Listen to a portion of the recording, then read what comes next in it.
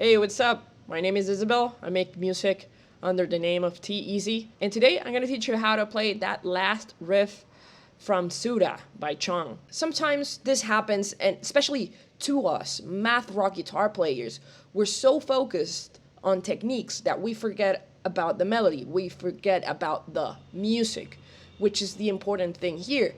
We want to learn these techniques because we want to make music, not just for the sake of learning a new technique. I think it's really important to put these techniques in context. So that's why this song is particularly great for that. Every time I have to play this song, I have to practice my habit picking. Like, you have to have it. If you want to play this riff right, you have to have it. So one of the things that I've found is the easiest way to grasp the concept of hybrid picking is just to think about grazing the strings, just like slightly grazing them, just like lightly, just like a little touch, just enough for them to ring. Right? This is how we're gonna distribute our fingers for the hybrid picking. So we got the pick between these two fingers, we got the middle, the ring, and the pinky. So you're gonna play the G string with your middle, the B string with your ring, and the E string with your pinky. And you're gonna play the rest of the strings with the pick. I like to think about this as like a mini claw.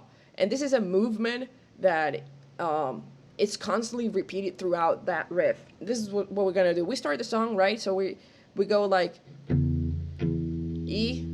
We just play the E, open E. And at the same time, we're playing the B string on the 4th fret, right? This is repeated, constantly repeated. And the main motif of the song is this rundown.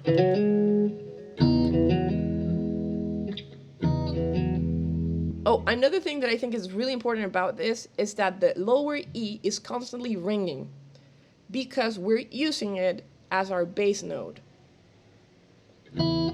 So that's a really important thing to keep in mind. Like when you're playing, just pay close attention to see how you're moving your fingers, and don't stop the ringing of the E string. Right? Okay, so here we play these two strings at the same time, and then we do this, the hammer.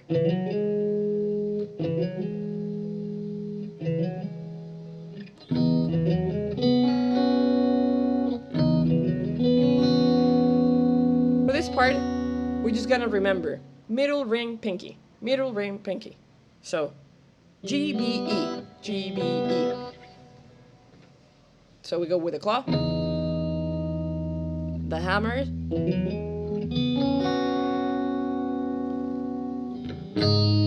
again with the claw, the same hammer, another claw. I've found is easier for me when I'm doing the claw here and I'm doing the rundown. I'm usually using my ring finger on the 4th fret, and I'm stretching my pinky all the way here. I just found it is easier since like this finger is constantly moving. But that very first part, the very first rundown, the very first hammer, I'm using actually my middle finger. Then it just gets a little bit weirder, and that's why I'm using my ring finger for that.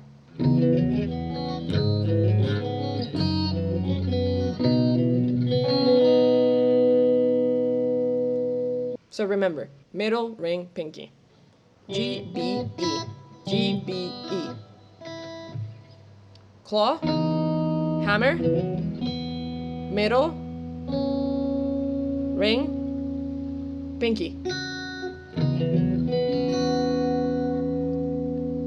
I'm essentially just like grazing the strings. It's like really soft. You don't need to pluck the strings. It's actually like this motion of like come here. It's like very soft, very subtle. Claw again.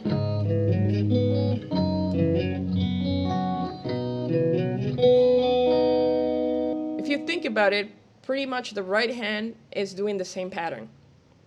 So it's like the claw, the rundown, and then middle, ring, and pinky. So we go to the next part. We do the claw.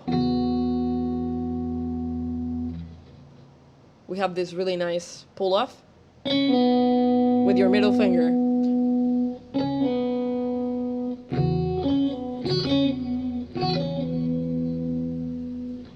And then this slide.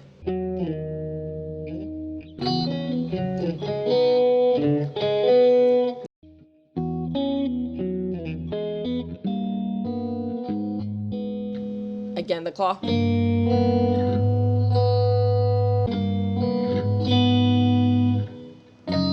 Again, claw. That rundown.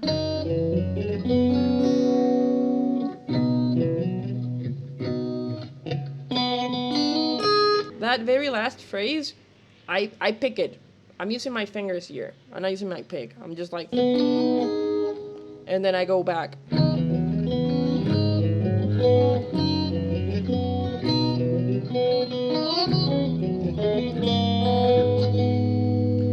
And then at the very end, the phrase changes a little bit. The right hand is always doing the same thing. So the claw, picking these two notes, right? The rundown.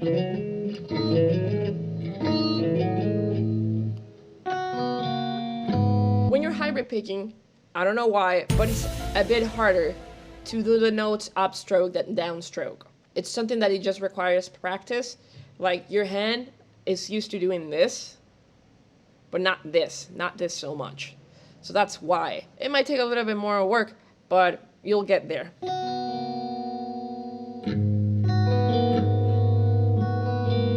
So it's pinky, ring, middle, and then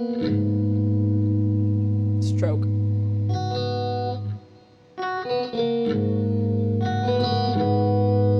Sometimes I like to pick these two notes. So the on the E string on the 4th fret and the B string open.